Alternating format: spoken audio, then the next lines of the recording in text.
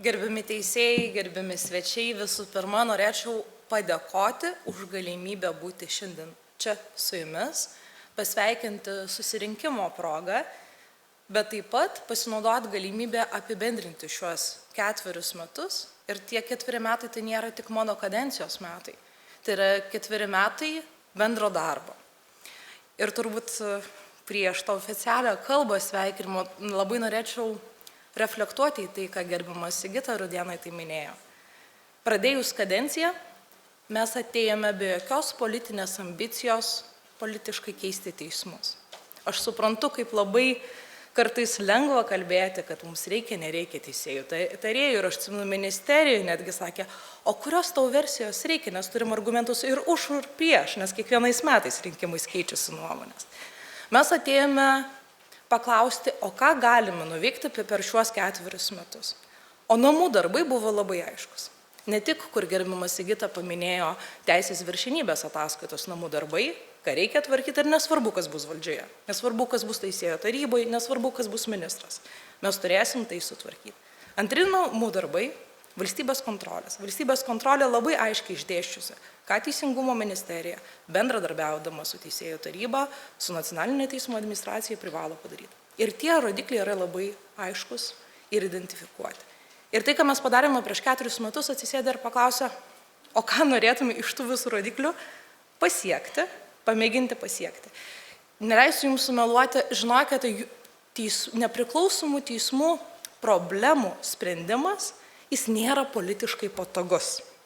Jis neneša reitingo, su juos dirbti be galo sudėtinga. Ir aš tai, už ką dar dėkosiu šiandien kalboje, nebūtume nieko to padarę, jeigu mes neturėtume tos sveikos simbiozės su pagarba. Visus tus sprendimus, kuriuos mes dėliojame, mėgindami išspręsti, ką valstybės kontrolė, teisės viršenybės ataskaita sako, tai buvo namų darbai, kur teismai patys atnešė sprendimus, o ne tik problemas. Aš esu tikra, tą dieną, kai Teisingumo ministerija, bet kokia kita institucija, kuri yra ne iš teismų savivaldos, pradės sakyti, kokiu būdu tai reikia daryti, tada jūs prarasite tą nepriklausomumą. Tai nereiškia, kad visada sutarsite. Egidija ir Sigita neleis sumeluoti, kiek mums truko dialogai, ar visada viską vienodai matėm. Ne. Ir aš neslėpsiu, aš norėčiau judėti kaip politikė greičiau. Kai kurios klausimus išdiskutuoti mums reikėdavo 8 mėnesių. Ir dalis jūsų iš atskirų teismų susisiekdavo tiek su manim asmeniškai, tiek su mano komanda, sakydami, o gal galima šiek tiek kitaip, gal jūs kažką praleidžiat, gal ne viską pamatot, galbūt iš kitos grandies teismų šiek tiek galima būtų apgalvoti. Nereiškia, kad mes nedarėm klaidų ir kažko nepraleidom. Bet tai, ką mes pasiekėm, tik todėl, kad buvome kartu. Kiekvieną kartą nešant bet kokią pertvarką susijusią su teismais, viešoje erdvėje visada yra, kad naikinamas teisingumas. Politiškai nei vienas ministras to nenorėtų nešti. Neslėpsiu, naudos iš to yra nulis. Bet ačiū jums ir ypatingai pasinaudosiu progai pasinaudoti tiek gerbiamai Sigitai, tiek Egidijai. Kai mes nešim tos sprendimus, kur reikėjo įstatymo pakeitimų, aš niekada nebuvau viena. Nes su visais pakeitimais aš ėjau į Seimą dar prieš teikiant projektus į visas frakcijas. Ir turėdama omeny visas frakcijas, aš turiu omeny ir opozicinės. Visas, kurias galite įsivaizduoti, nuo Darbo partijos iki Širinskienės, visur ėjome ir pristatymą. Nes aš nenorėjau vienintelio dalyko ir aš manau, kad pavyko to išvengti. Mes nedarėme sprendimų, kur užtektų balsų. Nes jeigu tu padarai sprendimų, kur užtektų balsų, reiškia, po rinkimų tas sprendimas bus labai greit pakeistas. Mes ėjome tam, kad turėt bendrą Seimo sutarimą.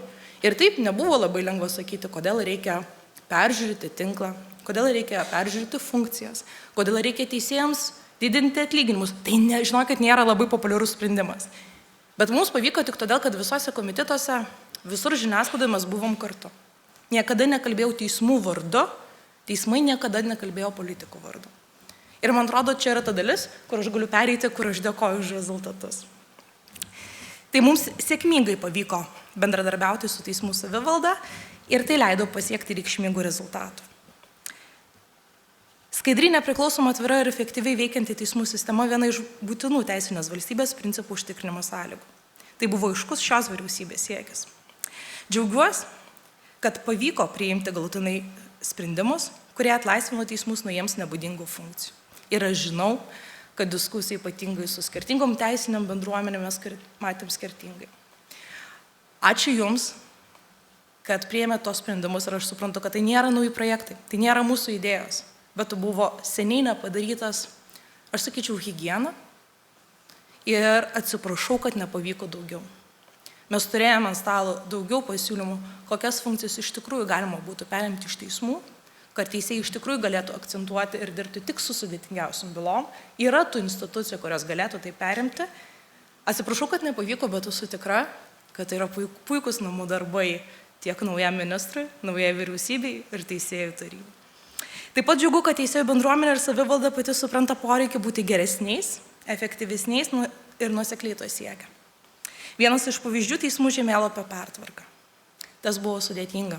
Aš neatsimenu, kiek aš turėjau žemėlapių versijų ant savo stalo. Ir aš esu tikra, galimai mes neišvengiam tam tikrų klaidų, bet aš žinau, kad mes padarėm, kaip turėtų būti geriau. Aš nežinau nei vieno įstatymo Seime, kuris būtų priimtas ir niekada nekeičiamas. Sudėliotas žemėlapis vienareikšmiškai negali atliepti visuomenės teisingumo jausmo, jūsų krūvių, jūsų pasiskirstimo ir specializacijai 30 metų į priekį. Tai yra geriausia, ką mes galime padaryti disponuodami tą informaciją, kurią turim šiandien, tam, kad mes iš tikrųjų turėtume teisėjų specializaciją. Tam, kad iš tikrųjų mes turėtume panašius darbo krūvius. Ir tam, kad iš tikrųjų, kalbėdami apie teisingumą, tai nebūtų tik tai savoka. Nes teisingumą užtikrina be abejo teismai, bet jie nėra savitiksliai. Tai, man atrodo, suteikti vienodą teisingumą visur ir tai, kad teismai ryžosi su to eiti, nes nei vieno pokyčio nenešiau, jeigu iš teismų bendruomenės neturėčiau palaikymo, yra apie jūsų sąmoningumą ir jūsų brandą. Tai yra geriausias socialinis partneris, kokį aš galėčiau įsivaizduoti. Siekiant platesnio pasitikėjimo teismų sistema, teismų veiklos modernizavimas ir be kitų priemonių nuotolinių teismų posėdžių organizavimas tapo būtinybė. Ir ne tik dėl COVID-o. Atsimenu dar kadencijos pradžioje kalbant, tai kaip mums sekasi su elektroniniam paslaugom. Kai kur ir regionuose tie skaičiai yra įspūdingi. Ir jie tapo realybę. Ir taip tai nereiškia ir niekada nuotoliniai posėdžiai nepakeis gyvų posėdžių.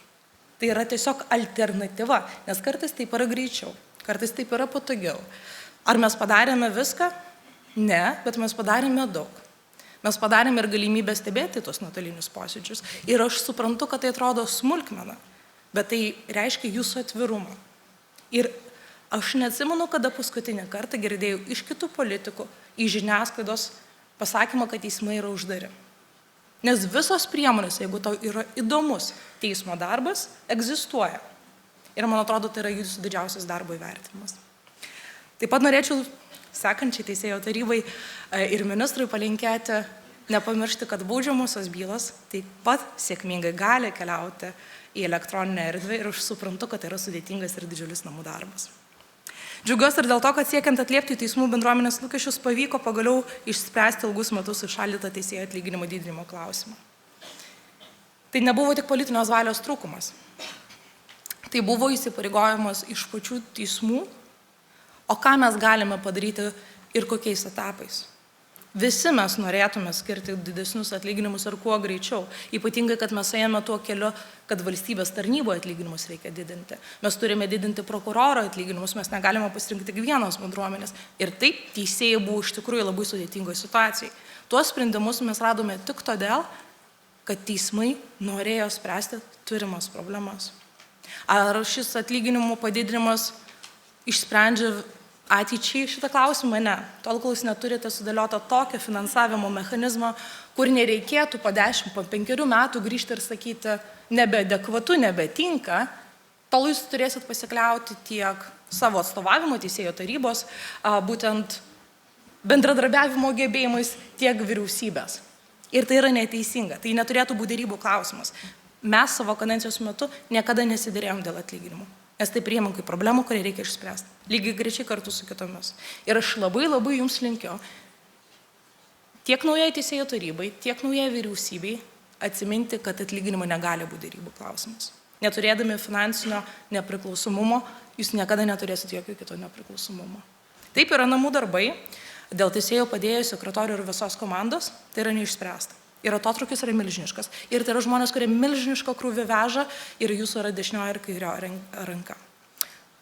Bet vėlgi, tikiuosi, kad šie namų darbai perės kitiems ir jie bus taip pat sprendžiami, kaip mes sprendėm šitus sudėtingiausius. Ir man atrodo, ką mums pavyko išspręsti, ne tik ką Sigita minėjo, taip, išspręsti atlyginimų klausimą šiai dienai yra svarbu, bet pakeisti viešumoje naratyvą. Kadenciją pradėjus, kai tik pradėjom kalbėti apie teisėjų atlyginimus, taigi mes puikiai visi suprantam, kodėl teisėjams, kodėl atlyginimai, ypatingai didinimą. Šiai dienai nebėra. Viešoje erdvėje nebėra klausimo, kad teisėjas turi turėti gerą atlyginimą, kad teisėjas turi uždirbti gerai, tam, kad jis būtų nepriklausomas, tam, kad jis galėtų specializuotis, tam, kad tu galėtum kelt lūkestį tokio teisingumo, kokio vertimės visi. Man atrodo, šis pokytis yra svarbus ir nepameskite jo kelyje. Taip pat yra puikiai galimybė iš savo pusės pasakyti atsiprašau. Tai atsiprašau to, ko nespėjome. Atsiprašau, jeigu padarėme klaidų ir galimai jų tikrai kai kur neišvengėme. Vienintelis dalykas, ko aš esu tikra, nei viena klaida nebuvo iš mūsų pusės sąmoninga. Visada norėjome geriau, bet visada norėjom labai tvariai. Ėjome dėl to lėčiau, tikrai stengiamės girdėti kiekvieną. Aš puikiai suprantu, kiekvienas iš jūsų yra ne tik nepriklausomas teisėjas, bet ir asmenybė. Jūs dirbate skirtingose grandyse, skirtingose specializacijose, turit labai skirtingą patirtį. Mes tikrai mėginom atliepti tai, ką mes galėjome, jeigu kažką praleidome, labai atsiprašau. Ir dabar apie ateitį. Tai norėčiau palinkėti jums prasmingų rinkimų. Tikiuosi, kad šie sprendimai iš esmės jūs įgalins. Nes šie rinkimai, aš esu tikra, kurios ką tik turėjom ir Lietuvos Respublikos Seimą, byloja apie vieną. O kokį lūkestį visuomenė ir šiuo atveju teisėjų bendruomenė formuluoja. Nes tai yra ne apie asmenybės. Tai yra apie tai, o kokie namų darbai turėtų būti padaryti 4 metams į priekį. Ir aš labai raginu, pasinaudojant progą tai, kad esat visi kartu šiandien, kai turėsit rinkimus, nepamiršti su tais lūkesčiais suformuotais ir nueiti į formuojamą naują vyriausybę. Kad ne vyriausybė ir ne ministras jums atneštų namų darbus, ką jis darys per 4 metus. O jūs ateitumėt kaip bendruomenė ir sakydami objektyvūs namų darbai ir sudėliokime planą. Ir tada man bus ramu, kad niekada tos valstybės, kur gerbiamas Sigita išvardino, nebus tos, kurios yra lyginamos su mumis. Tai ačiū už bendrą kelią 4 metus kartu, man buvo garbė. Ačiū.